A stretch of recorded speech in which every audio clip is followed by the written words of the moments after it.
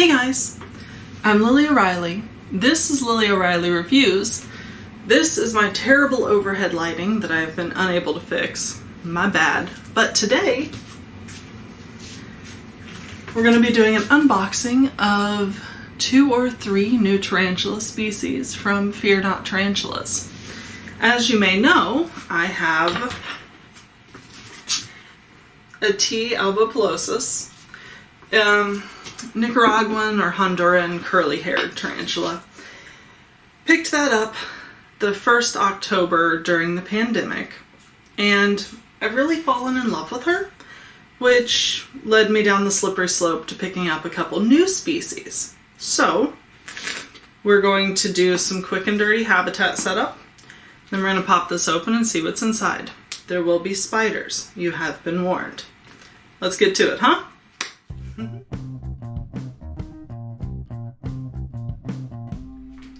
Okay, so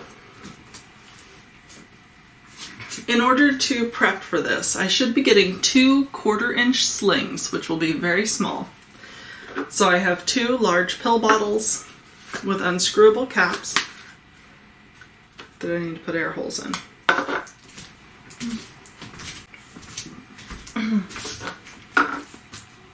Sorry about that, had a little bit of a power issue, but we got it sorted. So, still hate this lighting. Because 2 of my slings, spiderlings, are going to be about 1/4 inch each. I have 2 small pill bottles with air holes around the top.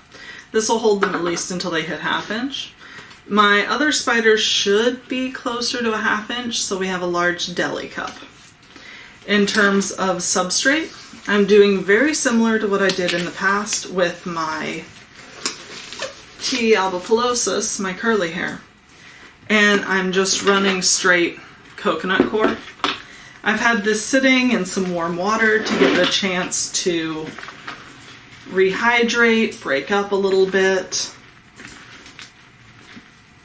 And it's still a little drier than I like, but I do have tarantula water that I can use to go ahead and fill in as needed. So, oh, I also have sphagnum moss. I was recently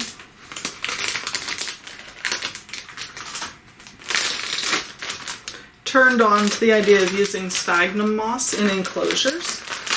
You can either mix it with your coconut coir to help it retain water better, or you can put it on top to encourage webbing. So what we're going to do is the same as last time. I'm just going to pack a bottom layer full of coir, and then I'm going to add water so that there's a nice lower moist layer that the slings can burrow down to. And please, for the love of God, do not think I'm an expert. I am just your friendly local dumbass showing you how I do it, and all of my info basically came from Tom's Big Spiders. He's another YouTube channel here, and he is phenomenal. Okay, there we go. I will forego some of my forehead so you can actually see what I'm doing. Now, I keep dechlorinated water on hand for refilling things like water dishes and the like. I'm putting it in here to help create a very nice moist bottom layer. And also because my coconut coir hadn't completely rehydrated.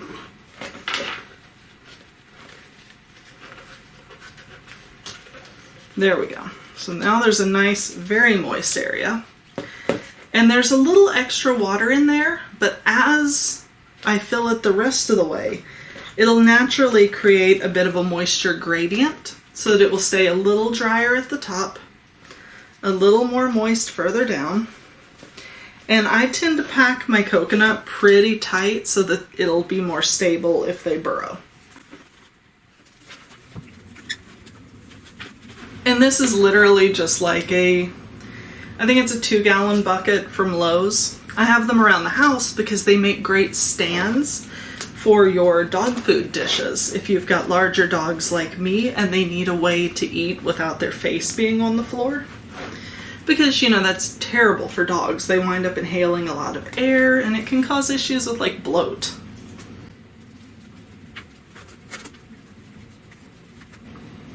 Alright, that seems like a decent height to me. Now, I have a hide. I have to remember where I put it. There we go.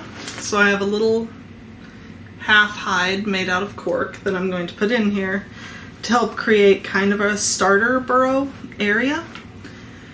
Because frequently tarantulas feel a lot safer and a lot more comfortable if you give them somewhere that they can immediately look at and go, okay, that's my bug out hole. So I want to fill in fairly high around it, because even though this hide looks small to me, to a half-inch tarantula, this thing is monstrously huge. Now you might be going, Lily, where's your water dish? And I'm going to be honest, I don't have one small enough right now. So I'm actively hunting for something I can put in here to use as a very small water dish. And when I find one, it'll go in.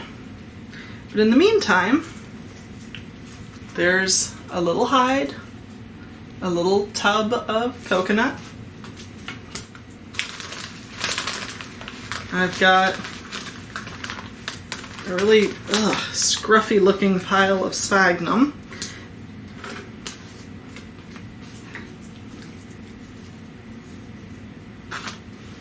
Now, one thing that I don't know is whether you're supposed to soak the sphagnum moss before putting it in. It would make sense. I'm going to try it dry, but there's always a chance that down the road I might change my mind and wind up pulling it out and soaking it before putting it back in. But this is mostly just to give a little bit of texture, somewhere to attach webbing if they go that route, somewhere that as it absorbs water should help keep the enclosure a little more humid. Not that I go for like super high humidity, to be honest. I don't check humidity on my tarantulas at all. I generally keep the household humidity around like 65-ish because A, that lowers the transmission of airborne bacteria, colds, etc. And B, it just makes it easier instead of trying to micromanage the humidity in everything's enclosures that I have. Just easier to do the house. Alright. And there's a nice little hosting of sphagnum that I'm going to gently dampen. Yeah, okay. The sphagnum moss actually takes on water pretty well. Shouldn't be an issue. Alright. So there's enclosure 1, ready to go. Let's do this 2 more tiny times. Now doing this with the very small pill bottles is a strange feeling. This will be my first time keeping slings that are that small. And trying to get my big fingers in here to pack everything down is something. So there's the base layer. I'm going to wet that down so that they have a nice moist bottom to get to. Okay, and then we just top it off with more.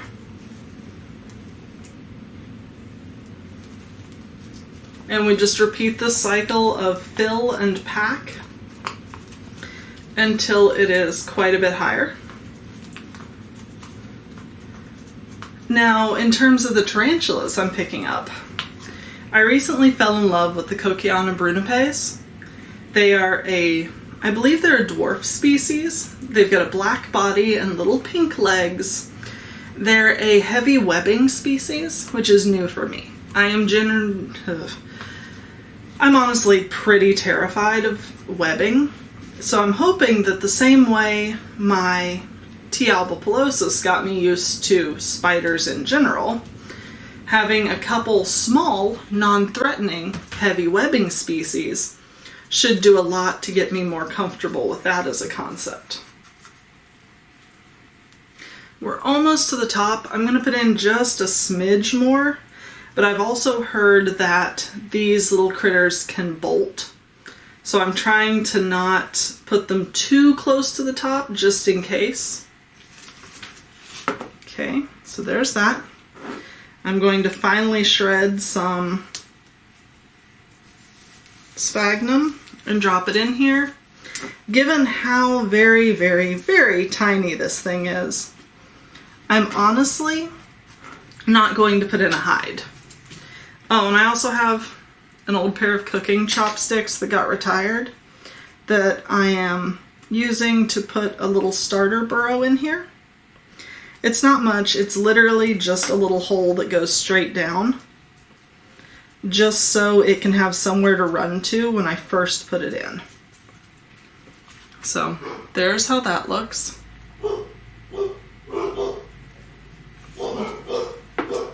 Please forgive my dogs, they have no manners. And now we're going to rinse and repeat.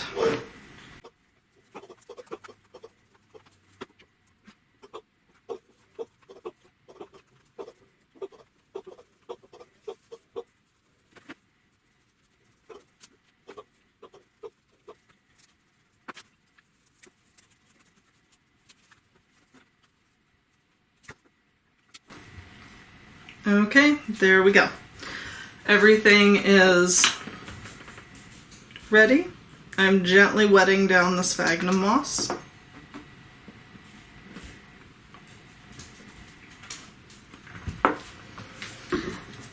Put the remainder back in the bag. Put the bag into the coconut bin. Move those off to one side.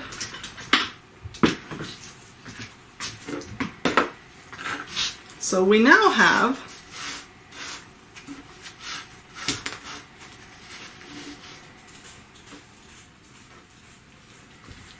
just collecting the scraps. Sphagnum definitely gets everywhere. Good Lord. Okay, so now we have 3 enclosures ready to go.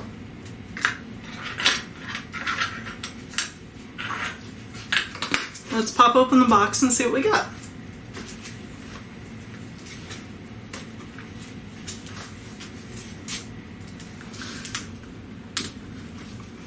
The poor girl at the FedEx location I picked this up from was so terrified, even after I told her how small they were.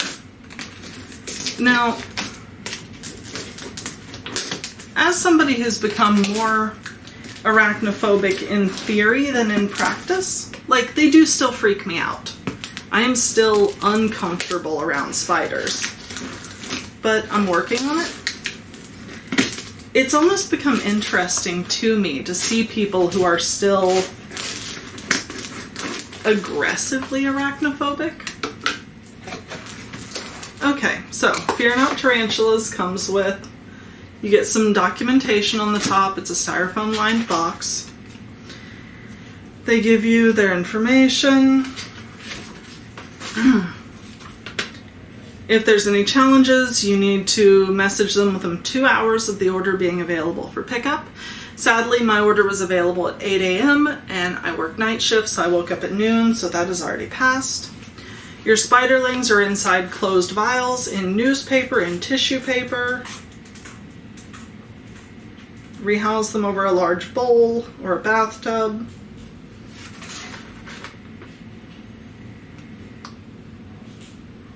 Yeah, the very, very small spiderlings are unlikely to bite, but could. Okay, we can work with this. They've got my invoice. I have a Hapalopus species Columbia, which is a pumpkin patch at about 1/4 inch. A Cochiana brunipes, or dwarf pink-legged tarantula at about 1/4 inch. Hush. I gave them the option of sending me a Tealtocatl vagans, or a Mexican red rump, or a Nhandu chromatus, Brazilian red and white. It looks like they chose to send me the Nhandu chromatus, which is cool. I picked it all up during their Tarantula Appreciation Day special, so I got 20% off. I also picked up a flightless fruit fly culture because it's very, very good for the tiny spiderlings. It's a lot easier for them to eat. And everything all together was $75.20 plus a shipping fee of $39 to get it here via FedEx. So about $114.20 for everything. So let's very carefully see about getting the styrofoam out. Okay, styrofoam is out. As you can see, it all comes wrapped up in paper. Now, even though I'm not still actively terrified, I still get a little hand shaky about spiders. We're working on it. Sorry, had to make sure that it was actually recording because I get nervous. So, now we very gently open everything up. Here is my flightless fruit fly culture, dated 7/27. To be honest, I hate fruit flies so much. I worked with them a lot in undergrad, and it's literally just a species that's been bred to not have wings. They're gross though. Also, we're ignoring the dogs, they're just barking at squirrels. So within this, these are the tiniest little packages. Oh my god, that's it.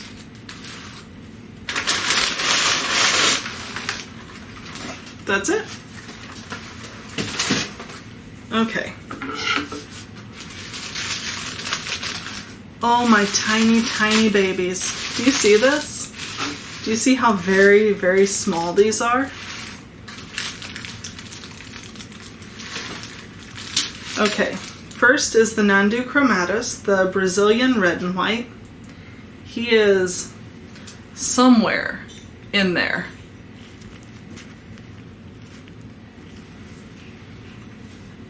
So because he's the largest, we'll do this first. So we gently remove the electrical tape.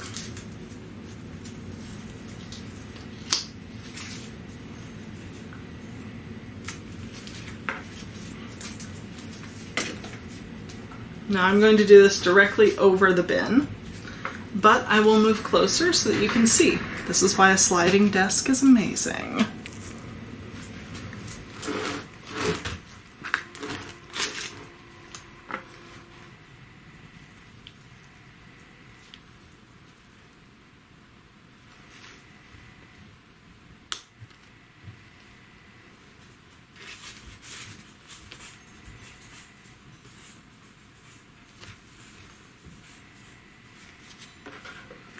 I'm trying to be very gentle because I'm fairly certain this is just sphagnum at the beginning, but I also very, very definitely, oh my goodness, it is a baby.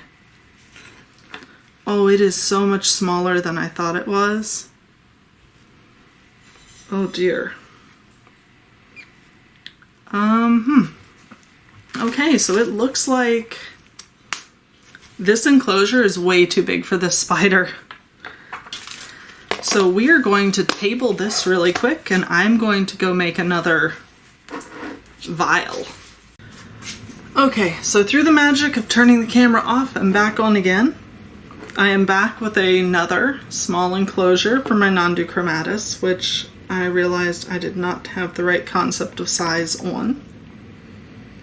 This thing is literally the tiniest baby. I saw it a second ago, but it kind of hot-footed its way to the back. I really don't want to hurt it, and I'm trying to figure out how to very delicately pull out the sphagnum. Funny enough, this little guy is actually small enough that it doesn't trigger my innate spider fear, hardly at all.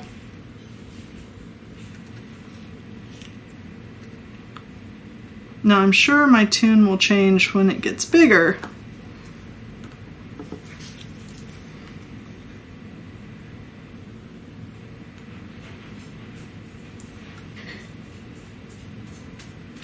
just pulling out little chunks of moss.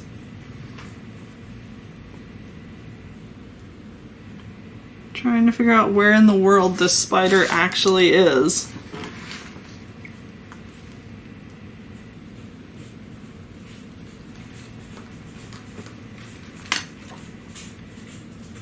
We're going to set that down very carefully, and I'm getting tweezers. All right.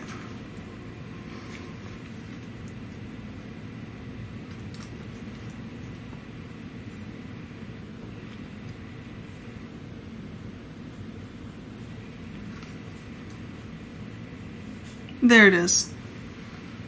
I don't even know if you can see it. It's just above the label toward the back. This thing is tiny.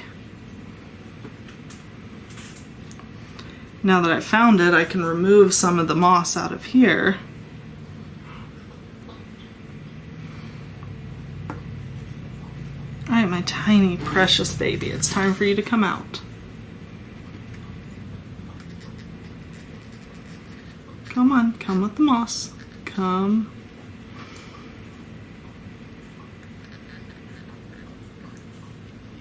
Come on.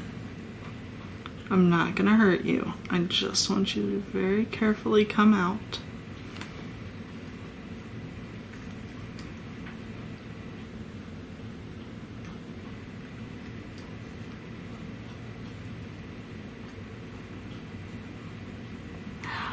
This neurotic little thing is still in there. That tiny, tiny baby.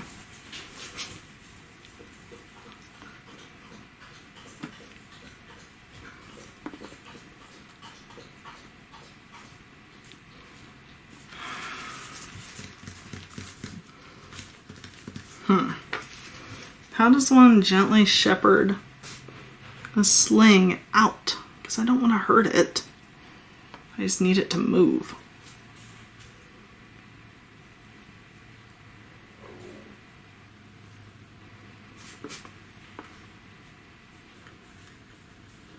Come on.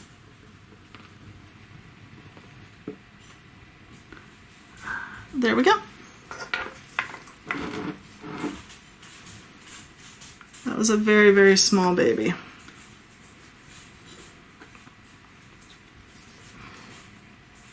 I might, in fact,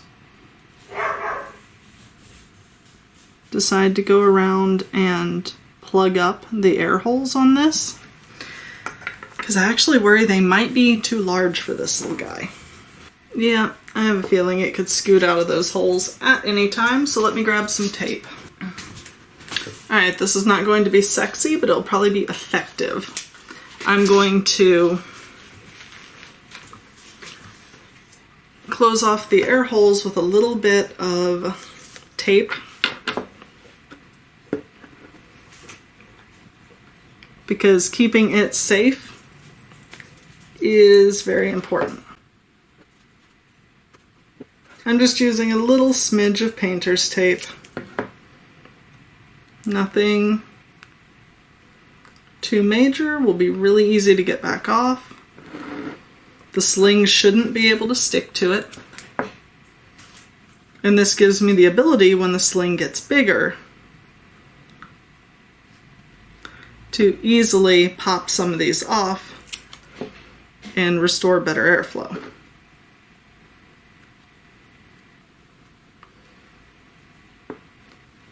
Now I'm doing this on the inside and not the outside because I do not want the tiny baby getting stuck to it. Alright, that should prevent any escapees.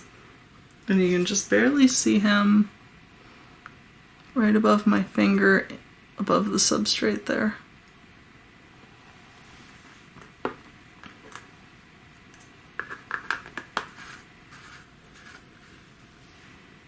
Okay, now I'm going to gently remove their label, because if they are going to provide me with a label, I'm going to use it instead of my own.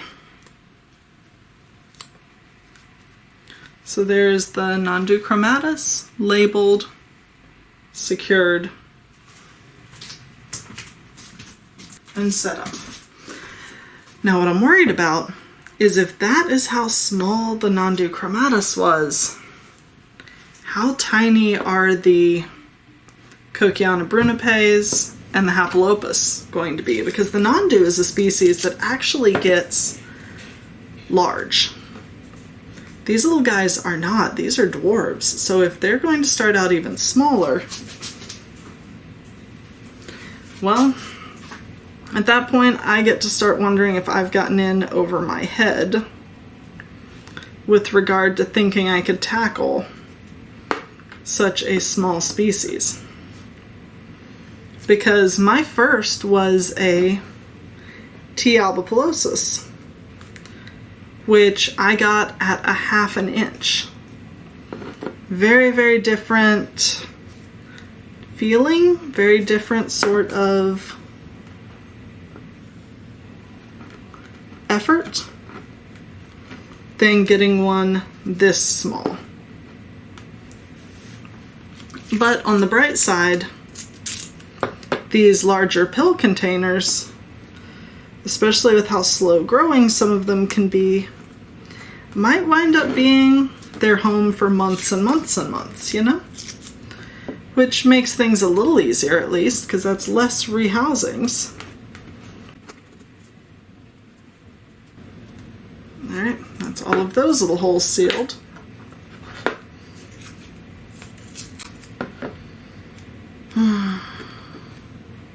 It is a little bit frustrating when you think you've done it right, only to find out at the last second that you have to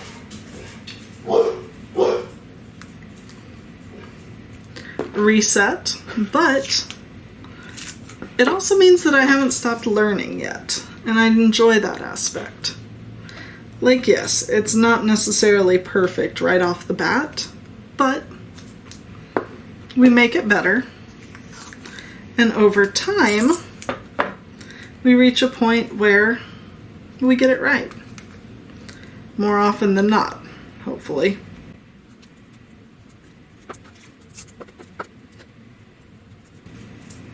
Okay, so let's try doing these. Cochiana brunipes is second on the list. That is my dwarf pink leg. Now this one comes in the more traditional vial. So I have labeled her home. We remove the electrical tape. Okay.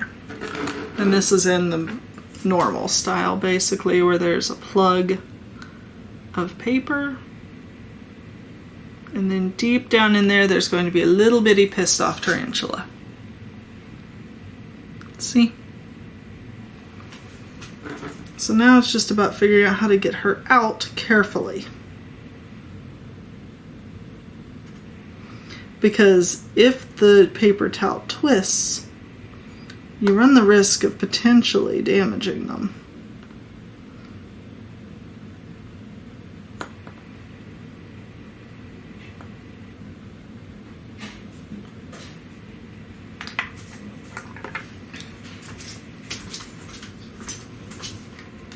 Luckily, I have multiple sets of tweezers.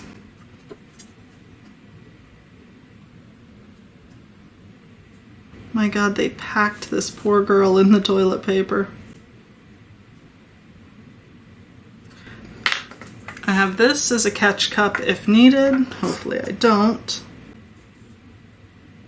And luckily, since all of these are New World species, although I definitely do not want to, because I am not the type to handle mine, I have the ability to, if needed, grab it by hand.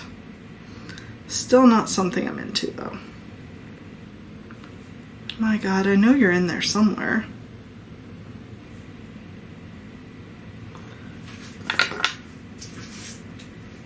Scissors. I had scissors. There they are.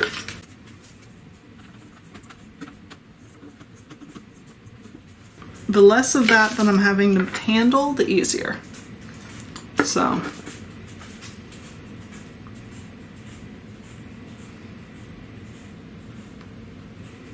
Come on, little girl.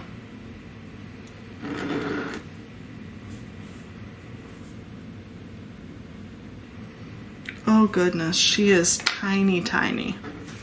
I'm going to pick this up so I can show you, and hopefully she doesn't make an absolute break for it. That.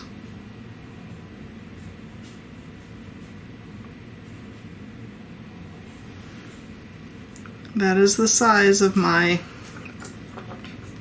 Coquillana brunipes. Even at this size, you can see her adult coloration. She's got the black body, the tiny, tiny little pink legs. She's adorable. Go on. Little one, I don't want to hurt you. And that's why I'm not going to use tweezers. Come on. No, no, no. Wrong way. Wrong way. I need you to run down, please. Not up. Down. Perfect. Go on. Uh-huh.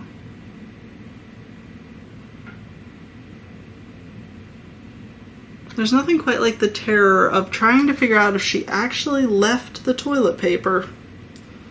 Alright, we're clear on this side. Flip. Clear on that side.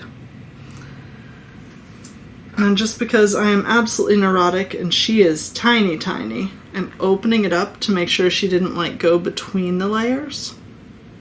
Nope. How'd you spend your day? Well, I dissected a piece of toilet paper to check for spiders. Nope, I think we're good. Do I have any clue where she went in here? No. And I have a feeling that's going to be a mood for a very long time.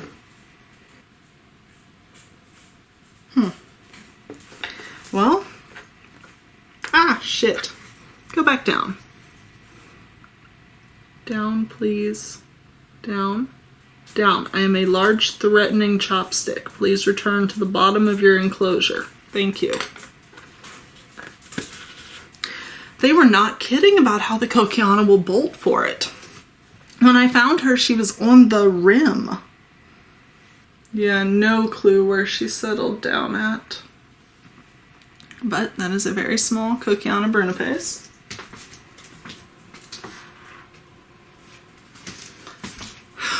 And now finally we have the Hapalopus species large, who will be going in here.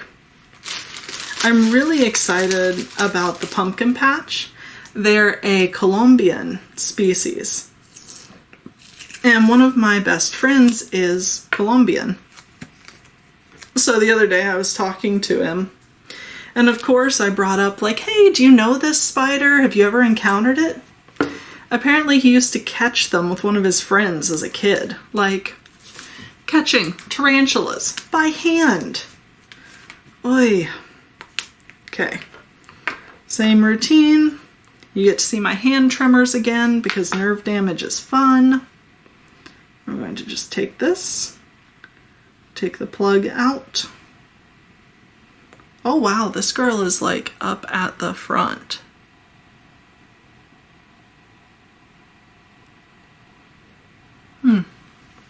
Now one of the interesting things about Hapalopus species large is that even as babies, they maintain their adult coloration. So this is a tiny little pumpkin patch. It's also known for being fairly skittish though. So I'm trying to keep an eye and make sure that she doesn't do some kind of defensive sprint for the front. Which just goes to show that the little ones are absolutely the I'll kick his ass, I'll kick my own ass of spiders. Now, because I know that it's somewhere near the front, I'm trying to keep the front down while I unroll. Which I'm sure is giving this thing a very dizzying little ride. Gonna hold it here, tear off the excess. Continue unrolling. There we go. Now let's see if she'll hold still long enough for a picture. There we go. A tiny, tiny, tiny little pumpkin patch.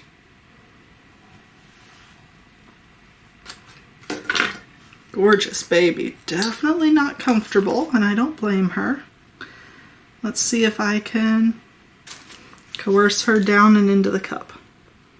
Touch the butt, touch the butt, touch the butt. There we go. Yep, and she is in the enclosure.